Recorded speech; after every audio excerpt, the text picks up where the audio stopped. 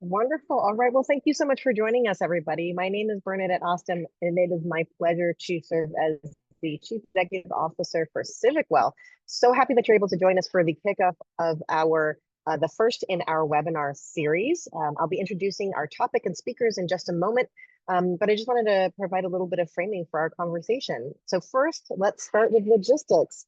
This is probably not your first time in a webinar. Please keep yourself on mute, but we do want to hear from you. So first of all, what I'll invite attendees to do is to introduce themselves in the chat.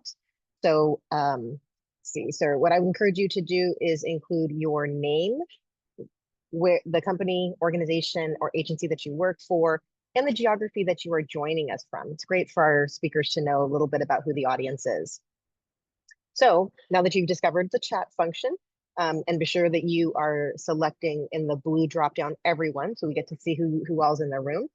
Please use that chat function for any questions that you have. We may be sharing resources in the chat function. Also on the bottom of your screen, if you don't see Q&A, you can select more and find the Q&A button. That's a great way to engage. You can pose your questions there and actually engage in some dialogue with our speakers.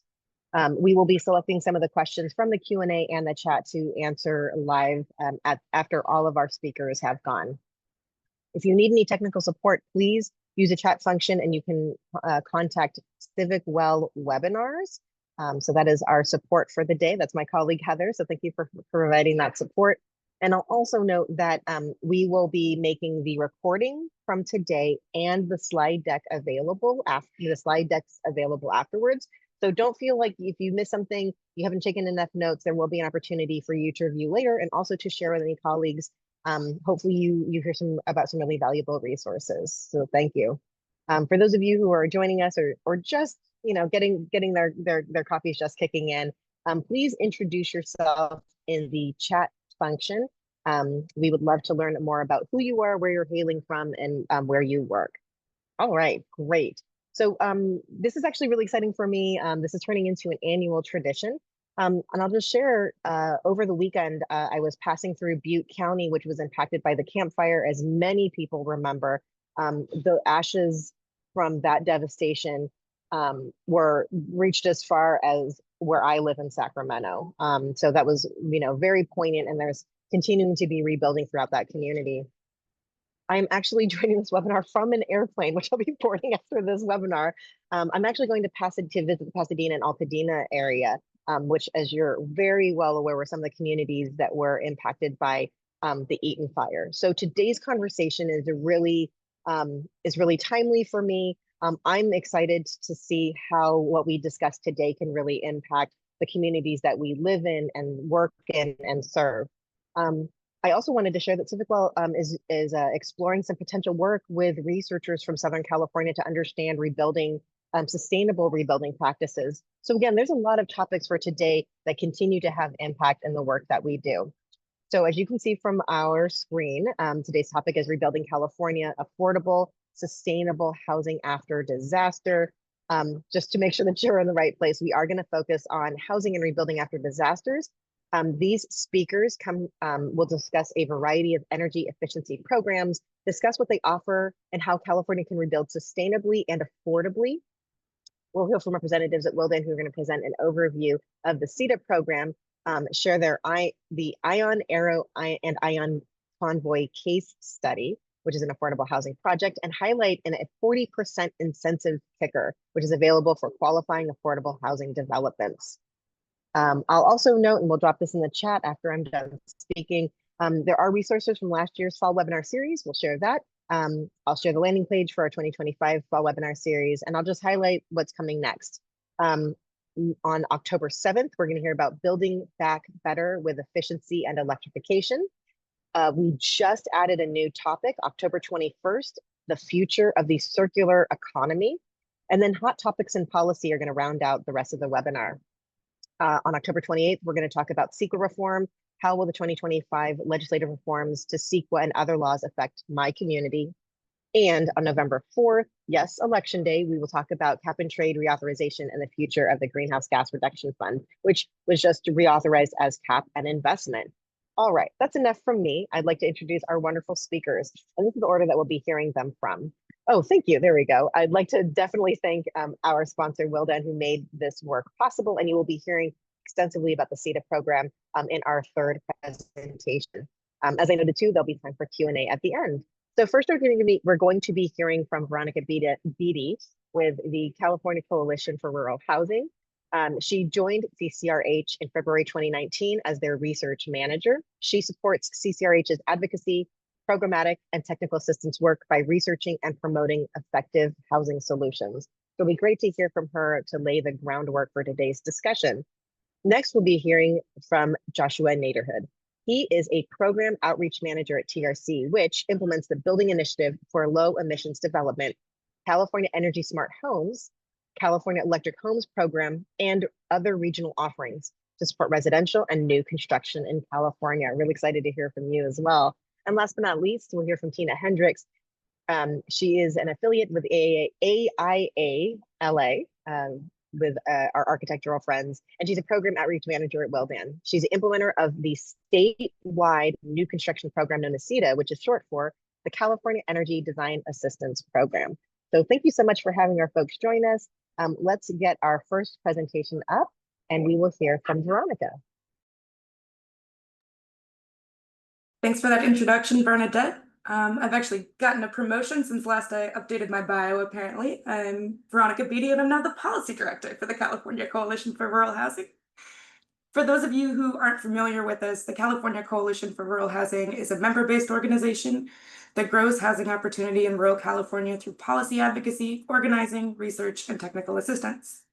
We focus in particular on farm worker housing and tribal housing, and our members are primarily community-based nonprofit and public developers, including the largest self-help housing producers in the US, along with local government officials and activists who are concerned about rural quality of life.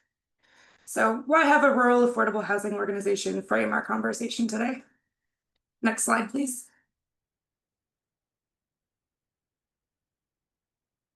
Rural California is particularly vulnerable to climate disasters. Some of that's based on our physical and geographic realities. We have incredible spans of defensible space. We're geographically isolated, and there's a lack of physical infrastructure that can make disaster response and rebuilding more difficult. There's also structural challenges. We face historic levels of under-resourcing, a lack of investment in infrastructure. We have lower levels of jurisdictional staffing capacity, both within the government and community organizations. I'll say that in more than one area we've worked with at CCRH, the person in charge of the entire county's housing programs is also the person in charge of collecting all child support for the county. So affordable housing is a difficult challenge to balance, especially if you're only doing it in the morning because you've got to go round up child support payments in the afternoon. And we also have a limited construction workforce, especially when we're trying to build more complex projects, taller projects, projects that incorporate a lot of energy efficiency, green building, sustainability standards. We need our brothers and sisters in unions to support our construction workforce. And that can be really difficult in areas with fewer people working in those jobs. And frankly, that's only been exacerbated by recent immigration crackdowns. So rural communities have been facing significant loss of lives and devastations of their communities for decades. And that really exacerbates already existing deep housing need in these communities. Next slide, please. So in a state that's already facing the nation's greatest housing crisis, the loss of housing in these communities is debilitating. Rural California's lack of housing, housing unaffordability, and growing rates of homelessness are really similar to what we see in urban areas, even though they get a lot less attention. And so when climate hazards lead to damage and loss of units, it compounds existing housing instability and affordability challenges. We see homeless rates go up. We see a greater need for affordable homes, both in the areas impacted by the disaster and in areas where people are displaced to in the event of a disaster. If you're driving to a neighboring community, trying to find new housing there, I mean, as we saw, especially in Butte County, after the Paradise fires, you're creating a lot more housing demand and exacerbating whatever community you're trying to relocate to their own affordable housing issue. And it can really strain both, obviously, the area impacted, but have these secondary effects that kind of echo out as well. And we know that we're likely to continue to face the loss of affordable homes. Across California, there are 140,000 units of affordable housing in the wildland-urban interface vulnerable to fire. I know it's a little bit hard to see, but the counties in purple on the map there um, have nearly 100% of their affordable housing units in that wildland-urban interface, where we know fire risk is the highest. And so we know that the communities we work in have some of the greatest housing need in the state. They're relying on housing stock that's under threat of destruction.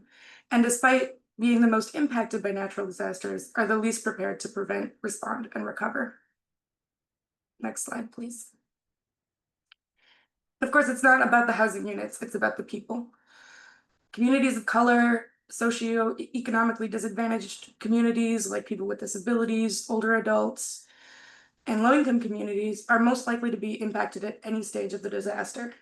They're often facing greater housing insecurity. They are less served by the available resources we have in disaster recovery and rebuilding processes. They're most likely to be in older housing stock that is more likely to be affected by disaster and really aren't well served in recovery. And moving on even from the recovery process, and I'll get into a little bit more of this later, but these communities are the same that are often overlooked as we rebuild. And so it's really crucial to consider these existing vulnerabilities as we think about not just how we respond, but what we create next. Next slide, please. So, and apologies for my title font there, guys, but what can we learn from affordable housing developers that have been working in rural areas? Well, because they face the challenges I described before, and because they're mission driven, they're really caring about the communities most in need. Our members have been on the cutting edge of considering resilient construction and how we can really become communities that are prepared for disaster. That's looked like modification of building designs and materials, changing building siting, being aware of potential developments, climate risks, and disaster threats. Been working to build cross-sector partnerships. We've seen some of our members create disaster-focused staff positions to work with other disaster planning professionals and to do emergency preparedness with their residents. And also to keep abreast of what's the latest in resilient planning, in green construction. Creating some of those partnerships in advance with service providers like the Red Cross or the United Way. And also, we've seen an increased focus on building community support for resilient housing and affordable housing in disaster-prone areas before disaster strikes, so that when we're called upon to think about how we rebuild, there's already community support for building back better. Next slide, please. So a few of the kind of risks. How can we think about what can go wrong if we don't take the rebuilding process seriously, and how we might do better? So I talked a little bit about the displacement risk. There's some really good research that I can link to in the chat once I'm done here about the gentrification of Paradise after the Camp Fires. Paradise went through a really robust community planning process. Some of our members were deeply engaged with. And despite that, what we see is that lower income residents were more likely to be displaced. When they were displaced, they had to move further away. And what ended up being rebuilt was market rate housing, was housing that served the middle and upper classes, and that considering affordable housing was really left behind.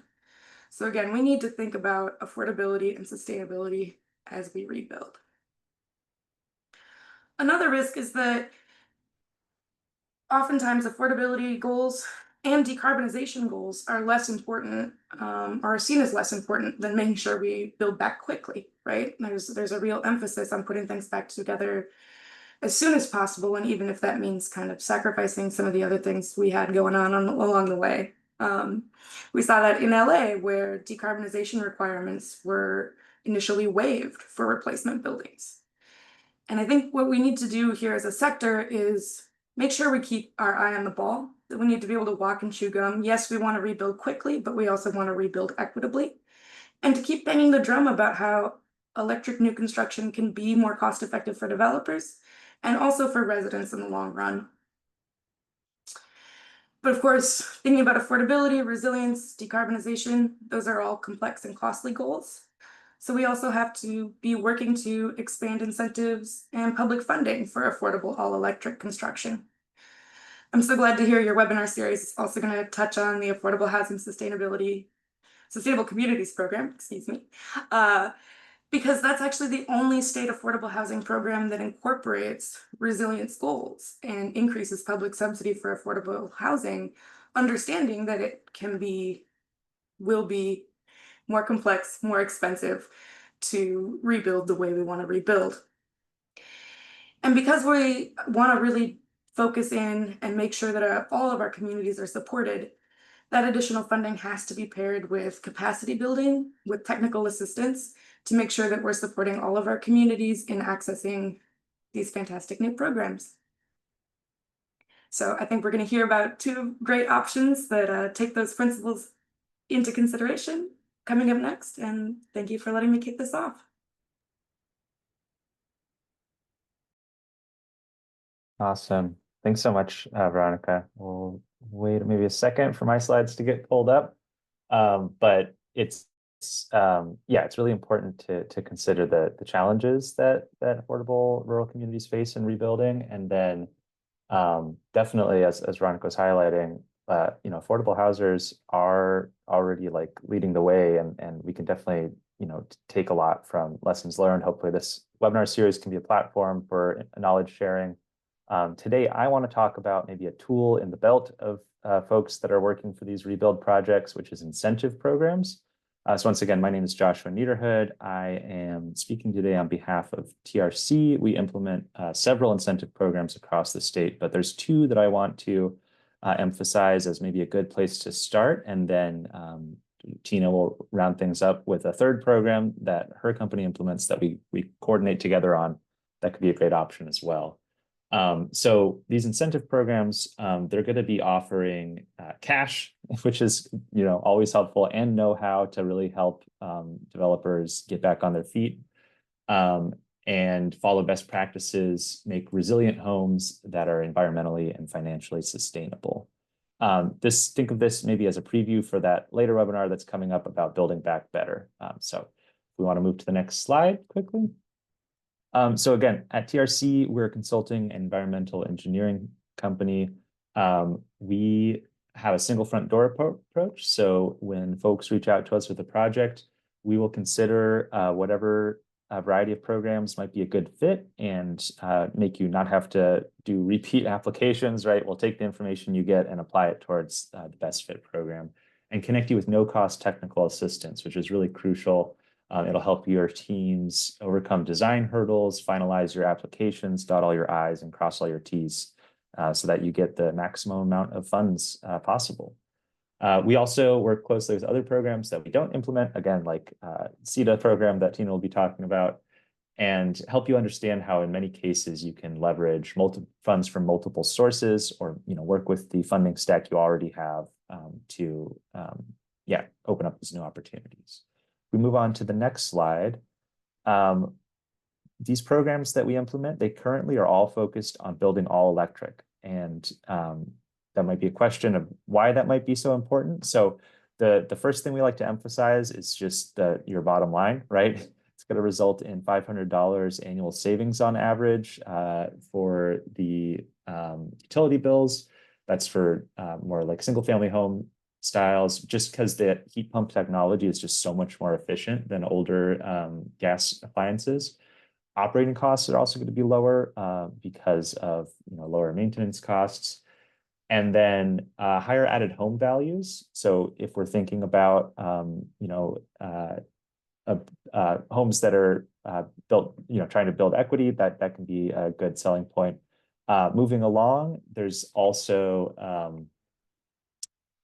a good element is code compliance, right? So participating in our programs and following the program prerequisites will definitely set developers up for success with having code compliant projects, having heat pumps, battery storage capacity, electric cooktop ready, having solar panels, and then certain things with the water systems with thermostatic mixing valves and future electric wiring. building to our program's requirements is really going to help a long ways with making sure your project is code compliant.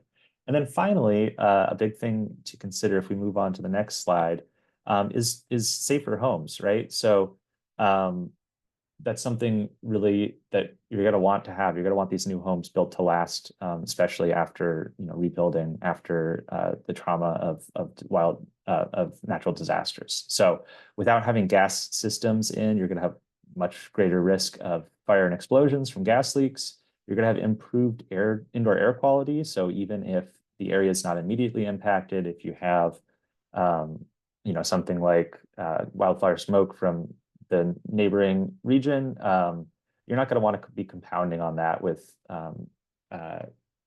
carbon monoxide, nitrogen dioxide, other pollutants coming from your stove or from your heating systems. You're going to have simplified maintenance, so not having to inspect gas lines for leaks and not having as many mechanical parts that could fail. You're eliminating the risk of carbon monoxide poisoning, and then you're going to have more energy efficiency, higher responsive controls to keep people, with comfortable climates, especially if we're thinking about extreme heat or cold events coming up. Moving along, so the first program that we would want to emphasize here is the California Energy Smart Homes program. This is currently available to low-rise projects, so 3 or fewer stories high. Once again, the CEDA program will be a better fit for high-rise projects. You'll hear more from Tina about that. This is going to be available for both new construction and like major retrofits that result in gas appliances getting swapped out with all-electric ones in areas served by PG&E, Southern California Edison, and SDG&E Electric Service. If we go to the next slide, there's some basic bullet points on how to be eligible. If you're interested, you can always reach out to my team, and we would walk you through, just double checking the requirements a little more thoroughly. But the basic requirements are, be built as all electric or be an all electric alteration project, receive electric service from those investor-owned utilities, and then have the program prerequisites of heat pumps for your space and water heating, induction cooktops, thermostatic mixing valves, heat pumps. Oh, I already said that. Communicating thermostats, battery storage readiness, and EV charging infrastructure. I'm just going to drop a link to the program website that has more details if you want to review that. But if we go along, why would you want to make sure that your project meets those requirements? Because you're unlocking quite a lot of money, right? So if you're building single-family homes, if you're doing new construction, you're going to get $2,500 per home at a minimum, with more on top of that available if you get some of these extra incentives that I'll go into a little later. If you're doing an alteration, you're replacing your gas appliances and capping the gas lines, it's going to be $4,250 per home. And then for multifamily or ADUs, it's going to be $1,400 per unit for new construction and $2,200 per unit for those alterations projects. The program's capped, so we're not going to have just 1 or 2 huge developers sucking up all the program funds. We're going to definitely have room to support all sorts of applicant types, from kind of more mom and pop development to housing authorities, people working in different capacities to build more homes. Go to the next slide. This program does recognize that induction cooktops, that is a bit more cutting edge. It can be a little tricky to scale up. So for affordable projects in particular, it's not going to be required like it is for market rate projects, but there is going to be an extra incentive, $500 extra per dwelling unit for the homes that do include induction cooktops. So that's really trying to help affordable developers kind of level the playing field and maybe get over the hurdle of sourcing the a little bit more expensive technology, but really great cooking, cooks really well, and it's really safe and really efficient technology. And then one more point on this program, if we go to the next slide, there's a huge, I've even cut out some of the ones here, like there's some for pool heaters and things that aren't as applicable across the board, but there's large amounts of extra incentive dollars on top of those base incentives that you can qualify for by including more efficient technology in your home. So these are advanced technology bonuses that you can stack on top of the basic incentives that you'd be getting for building all electric. Moving on from this, I'll go really quickly in my remaining 2.5 minutes or so. If we go to the next slide, the build program's been out a little longer. It's actually fully reserved funds in PG&E territory, but there's plenty still available in Southern California Gas territory, SDG&E, and Southwest Gas. It's specifically aimed at affordable development, new construction to be all electric. So if we move on to the next slide, this program is from a different funding source, so it can actually stack on top of the Energy Smart Homes incentives. And developers are capped at $2 million, so that can fund quite a few projects. It also provides no-cost technical assistance like Energy Smart Homes. It's going to bring down the long-term utility costs, build up developers' in-house capacity, and not burden you being stuck with the cost of gas infrastructure going forward. If we move along, eligibility is going to be similar, but it's limited to low-income projects, and it has a different spread across the state. It's going to really be focusing, remaining funds are mostly in Southern California. It's going to require that the modeled resident utility costs won't be negatively impacted, so it might require the project to be a little more efficient so that the resident utility costs stay low. And then if we move along quickly, what's the dollar amount here, right? We're looking at an average of $3,300 per unit for a multifamily home, or $5,500 for single family homes that are built with resale restrictions for affordable housing. That's at the base level. And then on top of that, there's some bonuses similar to Energy Smart Homes if you get the project to be more efficient above code, or have extra solar PV than is required by code, or if you're including specific advanced technology. So if we go to the final slide, there's a pretty quick call to action with the build program. It's accepting TA applications whenever your team's ready to start drawing on that great technical assistance that'll help with the modeling, the design, and also just with making sure that you fill out the requests correctly for the first time and make the administrative burden as light as possible. So once again, these programs layer together, and you'll have a kind of single front door approach if you go through them with our team.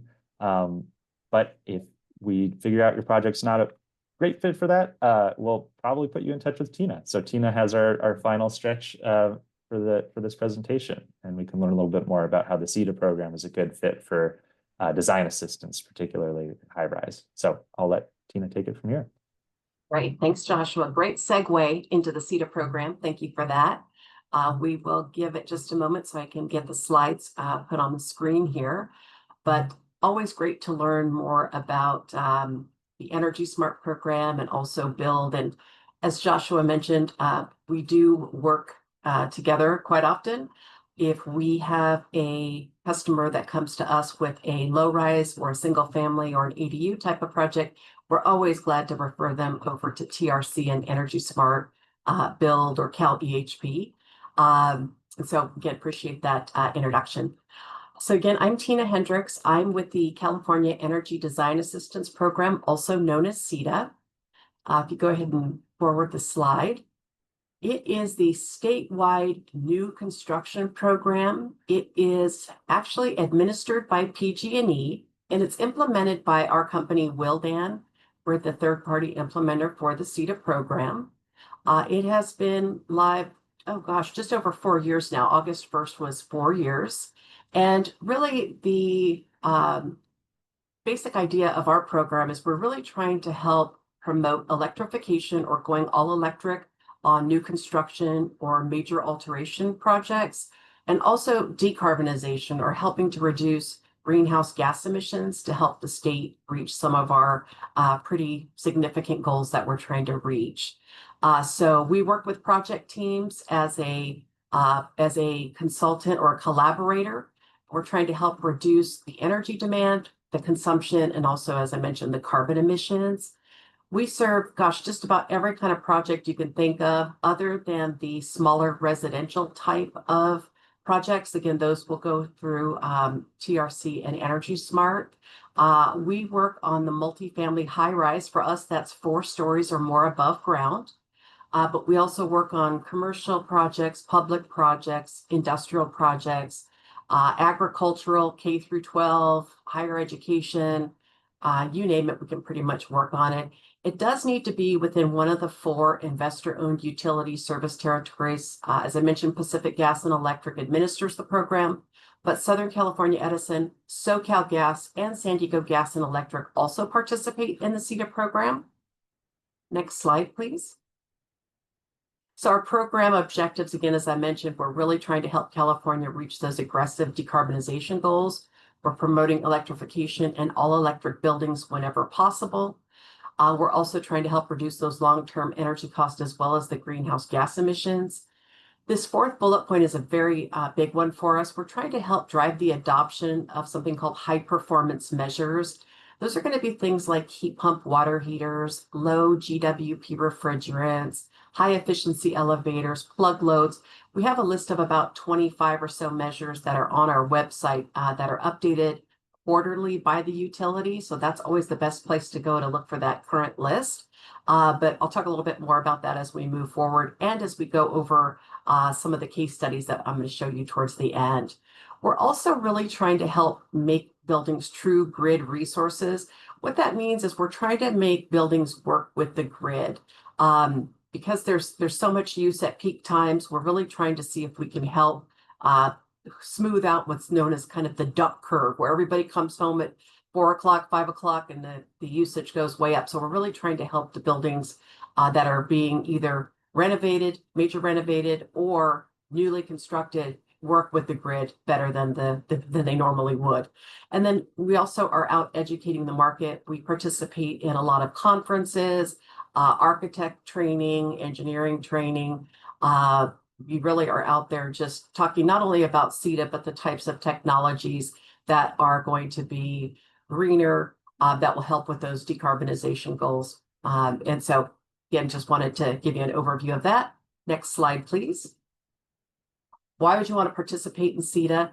First and foremost, you'll receive a complimentary custom decarbonization analysis, where we're going to look for opportunities to reduce energy consumption, reduce carbon emissions, and then we're going to look to see what we can offer in terms of incentives and inducements to help offset some of those costs of using those other types of measures. And as I mentioned, the custom complementary decarbonization analysis, our entire program is complimentary. There's never any charge to the customer, and there's also never any obligation. So if they work with us, we collaborate with them, and they decide at any point they don't want to work with us any longer, or maybe the project's been canceled or delayed, we just ask them to let us know. We're happy to close it, delay it, whatever they need for us to do. And then last but not least, and probably very important as well, they're demonstrating a commitment to high performance building practices and design. These buildings will be up for many years, 50 years, 75 years, maybe longer. And so if we can get involved early on in the process, we can help them make better decisions on measures such as lighting, HVAC, and the building envelope, walls, windows, roofs, etc. Next slide, please.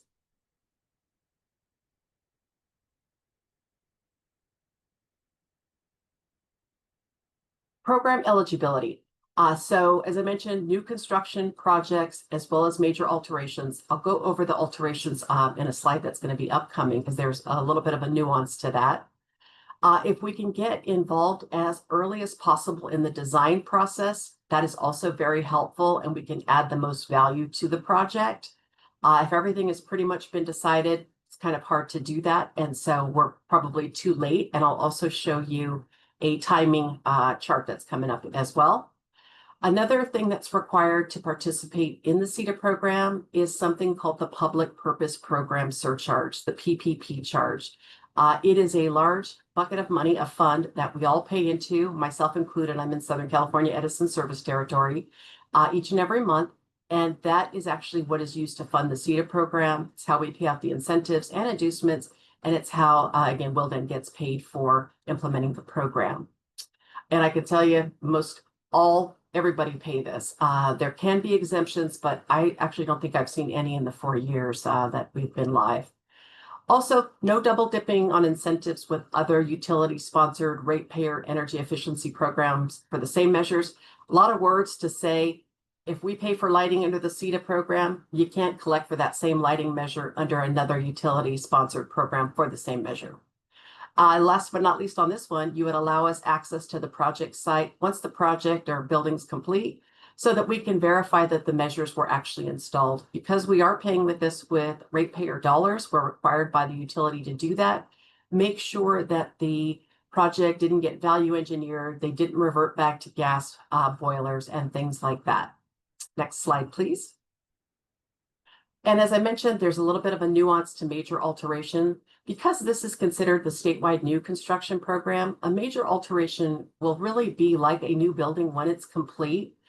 So that would take out of the running any just lighting retrofit projects, any projects where they're looking to do paint and carpeting and they're not really doing anything else. This is really going to be a full gut renovation where they're looking again at lighting, mechanicals, HVAC, and the building envelope. And then in addition to that, being a full gut renovation, it does need to meet just one of these 4 bullet points. The first 3 are really geared toward commercial projects, and the last one is more towards industrial projects. So the first 3, it's a full gut renovation and there's a change in the space function. Maybe it was an office building that's being converted to a multifamily high-rise apartment project.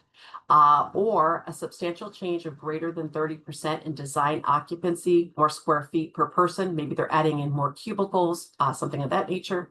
And then the last one is an increase of at least 10% in conditioned floor area.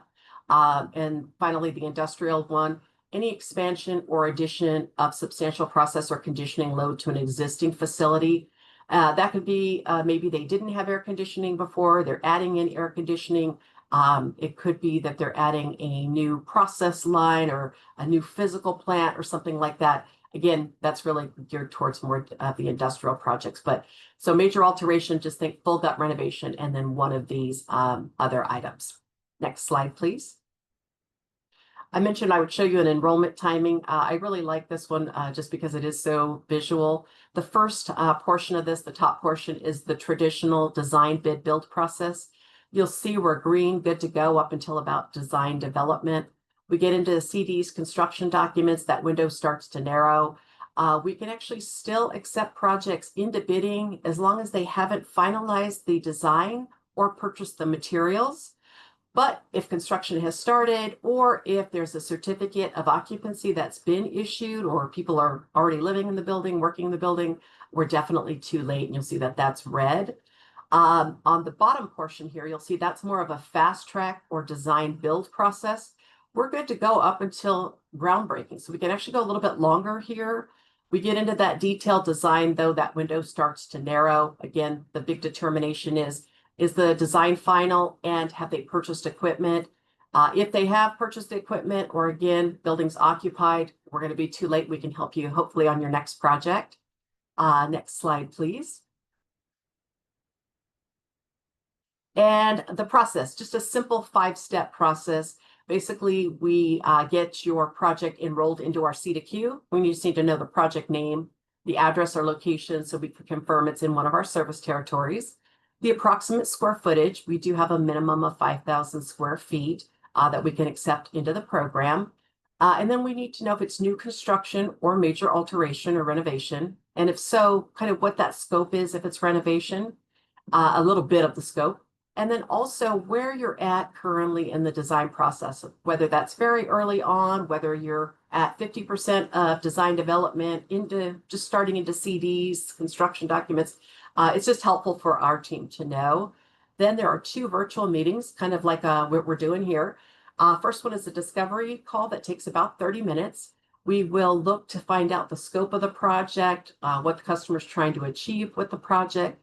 They will generally share with us whatever information they have for the project, whether that's plans or drawings. And then we will have a second results meeting. Usually it's a few weeks after the first project, depending or the first meeting, pardon me, depending on the size and the scope of the project. During the results meeting is where we're going to actually show them some ideas of what they could do to go all electric if possible, what we can offer in terms of reducing their carbon emissions, and then what we can offer in terms of incentives and inducements for dollars to help with those offsetting, those measures, or essentially upgrading, if you will.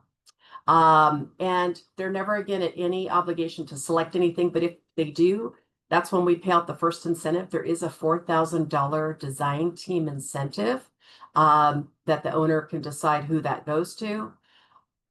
If they do decide to go with one of the options that we have offered them, we call it an energy bundle. Project would be built. Once it is built, we do need to send out one of our colleagues. They need to make sure again that those measures made it into the finished building. And then the last step, the final step, we issue a one-time check to the building owner. It's based on whatever measures were selected, installed, and we verified that they were installed. And on that results meeting, the second meeting, step 3, they'll actually know that exact amount after that meeting. So there's no surprises for anyone ever. And then I also like to mention that in addition to the incentives and inducements, which are great, they'll also see the energy savings and that carbon reduction year after year. So that also has a lot of value to it as well. Next slide, please. I mentioned the design team incentive, so we can skip ahead. And then I also mentioned, you can go forward one more, please. I also mentioned the high performance measures. This is just a partial list. Again, as I mentioned, the complete list is on our website. I also wanted to say one other thing about this. If you do have a project that does utilize a high performance measure, there is about a 10% possibility that the utility may want to do some data logging, find out how those measures perform. And if your project selected, we'll let you know, at the beginning of things. Next slide, please. We're going to talk a little bit more about the affordable housing. We've done to date about 260 multifamily projects across California. There's such a need for housing, and especially the affordable housing. We all hear about it every day. And I'm really happy to tell you that with our CEDA program, we do offer an extra 40% incentive bonus. We call it a 40% incentive kicker for grid constrained or subsidized affordable housing projects.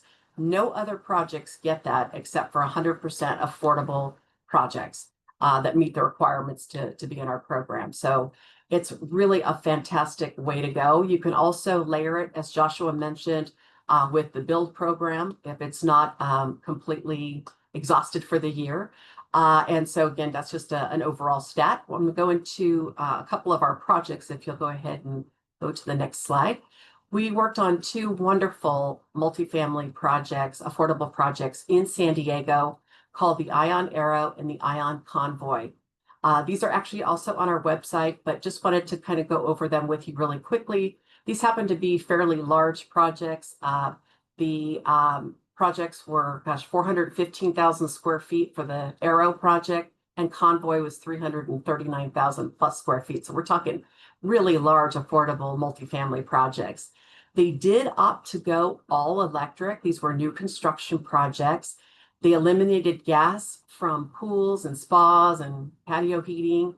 And they also opted to be photovoltaic ready or solar ready. So they're set up for the future.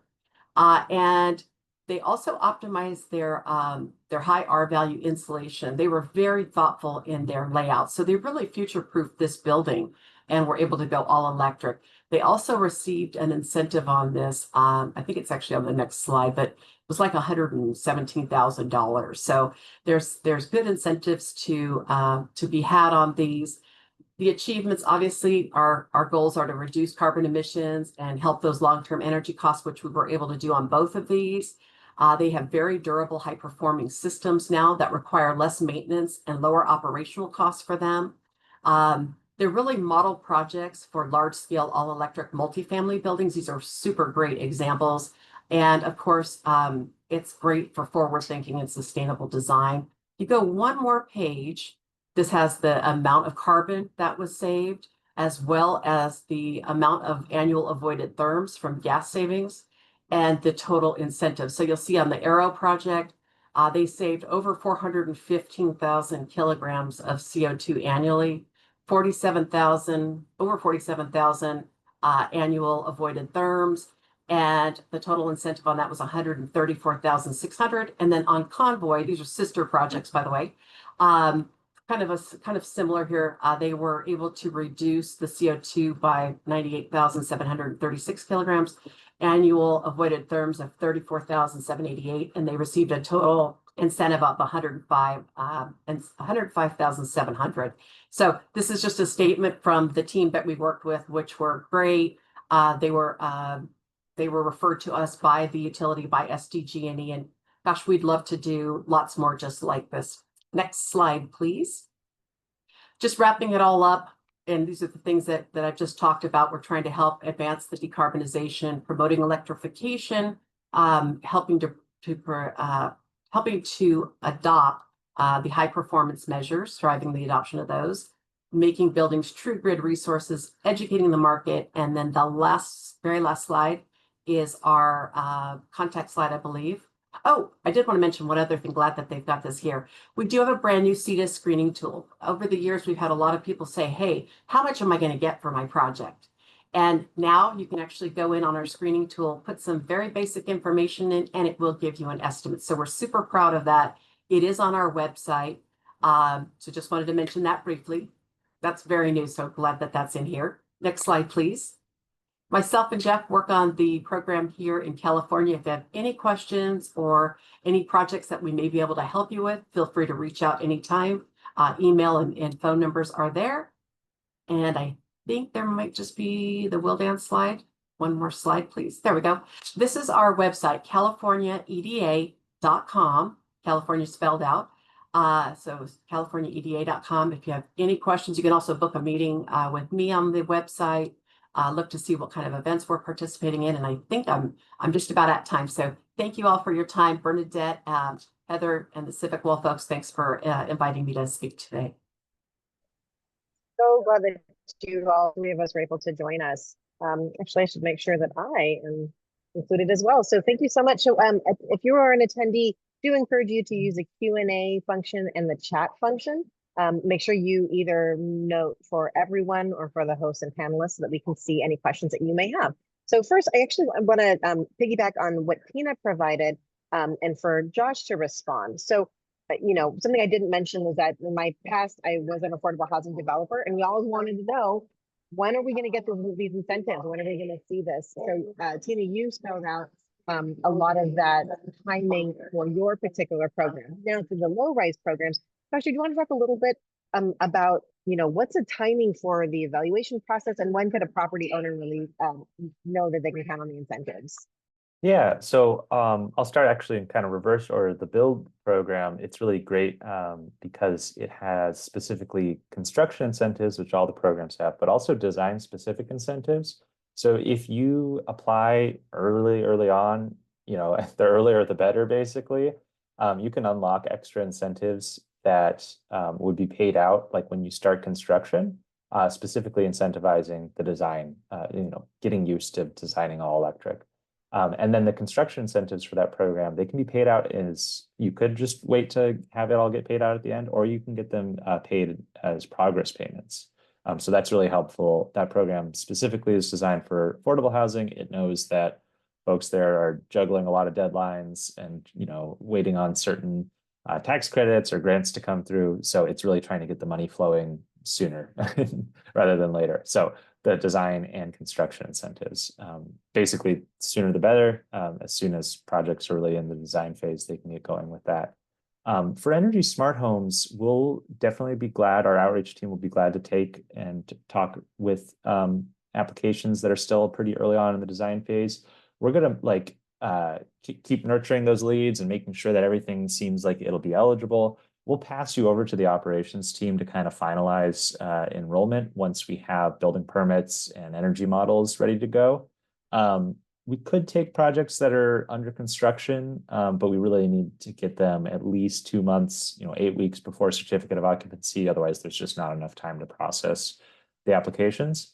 Yeah, and a great thing with these programs is it's checks getting cut out to the project that you can factor into your budget. It's not a rebate where it's like maybe we'll get it, maybe we won't. It'll be reserved and something that you can factor into the overall cost benefit analysis.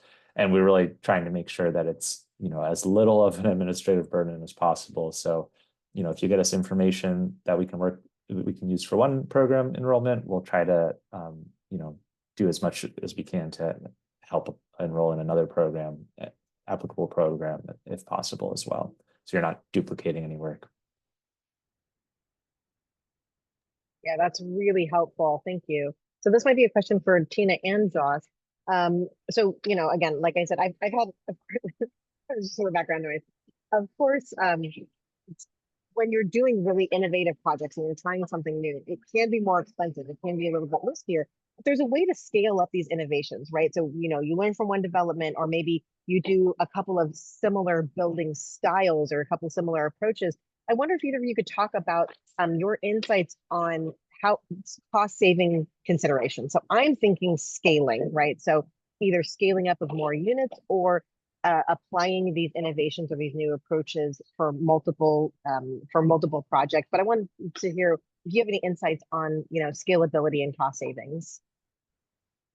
Yeah, definitely. So with the CEDA program, when we have that second meeting, the results meeting, it's an on the fly in real time meeting where we can adjust different measures right then and there. We can take something out, add something in, make changes, and our software will recalculate everything in real time. So maybe they say, hey, and they will see on the report exactly what they'll get for a certain measure. They may say, you know what, that's not enough to offset the cost for us. We're not going to do that yet. We'll save that for the next project. And so maybe they swap that out or take that out, and it'll readjust everything. So they wouldn't obviously get the incentive for that if they're not going to do it, but it'll recalculate the energy savings, the carbon emissions, and also the incentives and inducements. So it's kind of a cafeteria style, if you will, ultimately, because they don't have to take things just as we've presented them. We can actually really make it individual and unique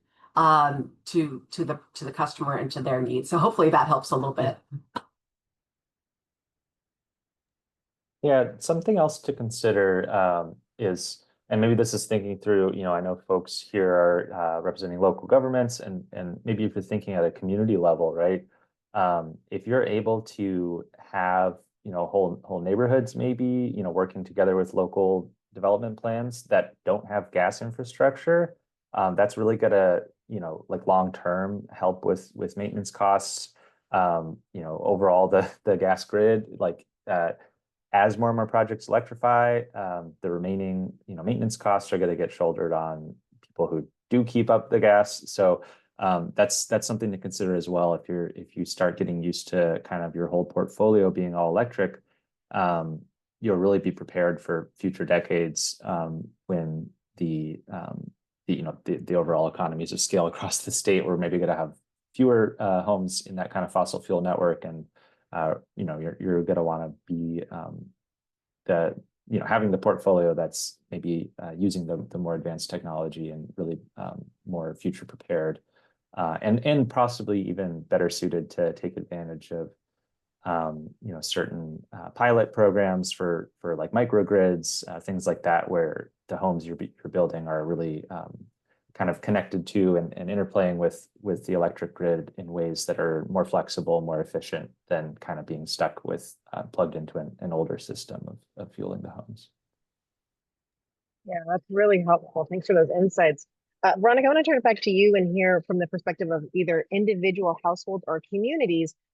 Two things. One, what are the co-benefits of shooting for going for all electric?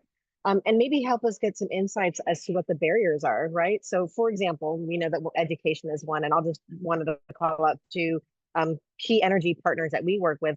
Sonoma Clean Energy at our CEQ conference in summer of 2023 did a tour of their customer service facility, which had a lot of education around all electric stovetops and how to cook. They would have cooking classes. Again, that's reducing the barrier to education, and then also exposure. So there was a community street festival, and one of the very cool presentations that the Sacramento Area Public Utility SMUD did was they had a Ford F-150 Lightning, which is an all-electric truck, and that battery powered all-electric stovetops, which cooked food for attendees. So I just want to share, you know, those are two really clever and accessible ways of providing education. And then I'll just share, you know, an anecdote from myself. In my household, we recently upgraded to a high efficiency HVAC system. And I got to tell you, I could have bought a brand new car for what we paid, but we know that there are many co-benefits to that. So everyone talked about from the community and individual perspective, all electric or close. What are some things that are some of the barriers and co-benefits that people should be thinking about?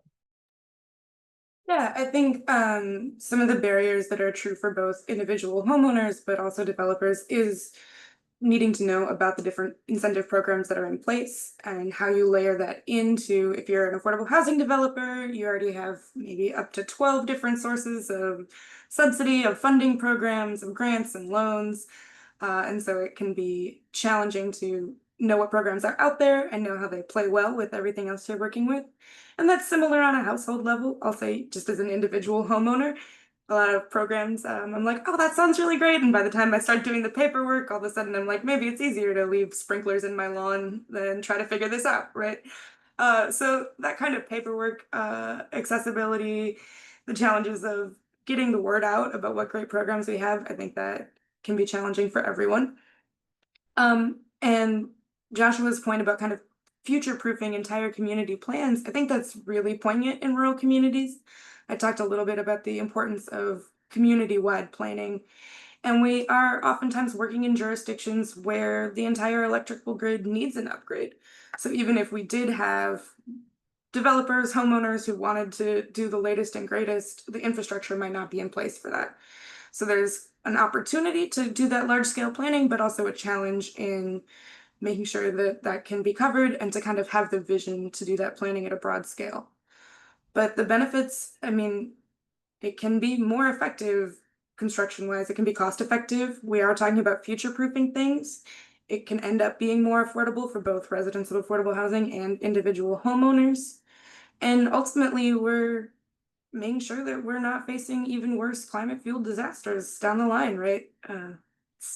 We have to keep in mind that that's a complete cycle that we can either kind of have exacerbating itself or improving. I really appreciate that. So if you folks can give a virtual round of applause for our speakers. As I mentioned, this recording, the slide deck and the resources that were shared will be available on the landing page. And we'll be sharing this out with folks who registered for today's webinar. So thank you, the three of you, so much for joining us. Virtual round of applause for you all, and I appreciate the time that you all spent with us. Please join us October 7th for our next topic, which is a really nice sister topic to today's discussion. Thanks, Bernadette. Thanks, everyone. Thanks, Val.